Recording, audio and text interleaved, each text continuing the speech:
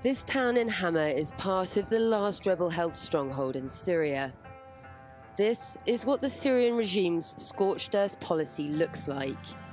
Entire communities razed to the ground. An estimated 25,000 civilians used to live here. Now we're told it's just a few thousand. They include Abdul Rezik Khalid and his family, who now make use of the caves in the area for their survival when regime attacks happen. The difficulties here are in our basic needs. For example, cooking meals and water. These are difficult things for us, but we have dug these caves in rocks. If bombing happens, we get inside, and when bombing stops, we get outside to breathe the open air. And these are the men holding this territory against the regime. Well, this is it. This is the front line, and we are as far south in Syria as you can go in opposition-held territory. Now we're here in the Jaishalita trenches.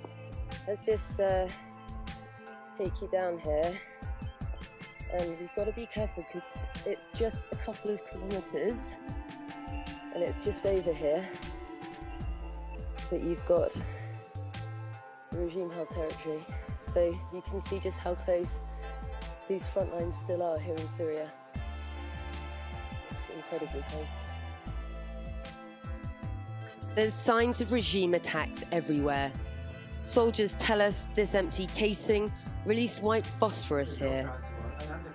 We asked the commander of this brigade about the deal reached in Sochi.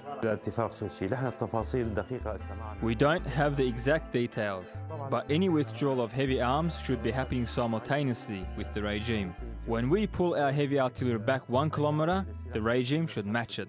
We will be cautious about this, but we are interested in one issue only: what comes next. If the borders stay where they are now, we wouldn't accept that.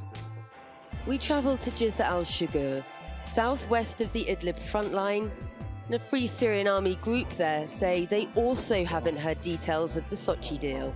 We are on guard, and we almost hoped the regime would make a mistake and attack us because we have a surprise for them. So we wish the regime would go ahead and do what it planned. Few rebel-held areas are left in Syria, but these fighters' belief in their revolution remains unwavering. There's a saying coined after the revolution that the soldiers say to each other: Bin Nasser for the win.